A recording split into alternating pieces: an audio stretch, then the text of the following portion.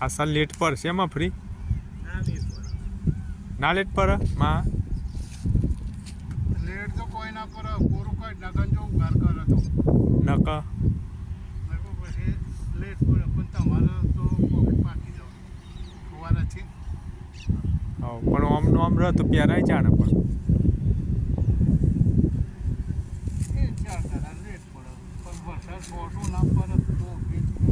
એટલે મૂળ વાત વરસાદની છે કે વરસાદ રોકાય તો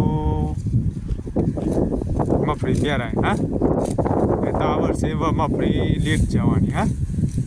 કારણ કે જે સળંગ વરસાદ ચાલુ છે તો મફળી વાવેતર થયું નહીં જેને આ વહેલી થઈ ગઈ છે પછી તો 20 દાડાથી તો કોઈ મફળી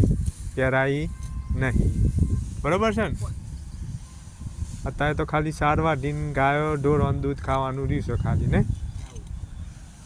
શું કેવું માં બરોબર છે ને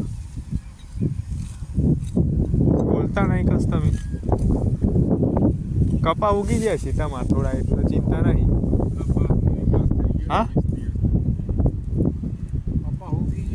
એટલે કપાસના લીધે આવક તો થવાની છે પણ મફળી લેટ પડવાની છે એ વાત સાચી છે એનો વિકાસ થાય પછી આટો એટલે પીરું થઈ રહેતો એ તો ખોટ ખાતો ને ભૂલી જજે દેવા વાઈ દીધી એટલે ઊંચી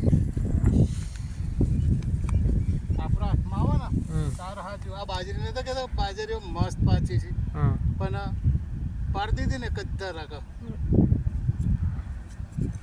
પછી તો લોકોને બાજરીઓ લેવો હોય હવે હું બાજરી લે બાજરીઓ તો બધી કોઈ જઈએ તારું જ્યારે વધ રહી જઈએ એવું થયું છે